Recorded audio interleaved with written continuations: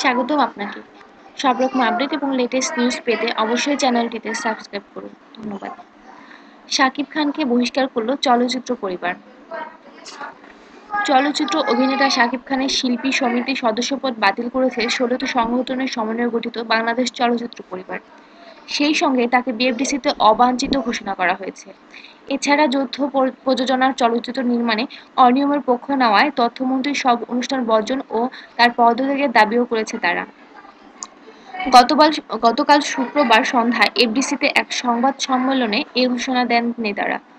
বাংলাদেশ চলচ্চিত্র পরিবার এর পক্ষ থেকে সংগঠনের আহ্বায়ক মুশফিকুর রহমান গুলজার লিখিত বক্তব্যে বলেন, চলচ্চিত্রের জ্যেষ্ঠ শিল্পীদের সম্পর্কে বিরূপ মন্তব্য ও আন্দোলনকারীদের সম্পর্কে অশালীন বক্তব্য দেওয়ায় শাকিব খানকে বিএফডিসিতে অবাঞ্ছিত ঘোষণা করা হয়েছে। এই সময় বক্তব্য দেন নায়ক আলমগীর ফারুক প্রমুখ। শাকিব খান জ্যেষ্ঠ অভিনেতা ফারুককে অসম্মান করে বক্তব্য রেখেছেন বলে অভিযোগ করে অভিনেতা আলমগীর বলেন, শাকিব জনপ্রিয় তারকা, অনেক টাকা-পয়সাও হয়েছে, কিন্তু তার বুদ্ধি লোপ পেয়েছে। আব্দুল আজিজকে পরিচালক পদ থেকে বহিষ্কার করার ঘোষণা দেওয়া হয় এ সময়। অনুষ্ঠানে নেতারা বলেছেন, যৌথ প্রযোজনার নীতিমালা ভঙ্গ করে দেশীয় প্রতিষ্ঠানের আড়ালে ভিনদেশি পৃষ্ঠপোষকের পক্ষে স্বেচ্ছাচারী কায়দায় নবাব ও বস টু নামের দুটি ভারতীয় চলচ্চিত্র স্বাধীন দেশে মুক্তির পথ সুগম করে দিয়েছেন তথ্যমন্ত্রী। এই কারণে তথ্যমন্ত্রীর সব অনুষ্ঠান বর্জন করা হবে। মুশফিকুর রহমান গুলজার বলেন, আজ থেকে তথ্যমন্ত্রীর সব সভা-সমাবেশ বর্জন করব ও তার আদেশ-নির্দেশ মানব না।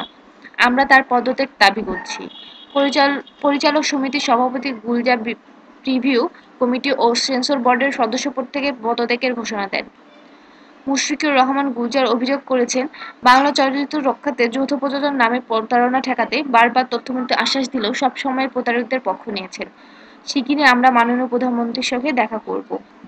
সংবাদ সম্মেলনে আরও উপস্থিত ছিলেন অভিনেতা ফারুক, রোজিনা, অঞ্জনা ডিপজল, পরিচালক সমিতির মহাসচিব বদিউল আলম খোকন, শিল্পী সমিতির নেতা মিশা সওদাগর, রিয়াজ, জায়েদ খান, পপি প্রমুখ। ধন্যবাদ ভিডিওটি দেখার জন্য। অবশ্যই চ্যানেলটিতে সাবস্ক্রাইব করুন।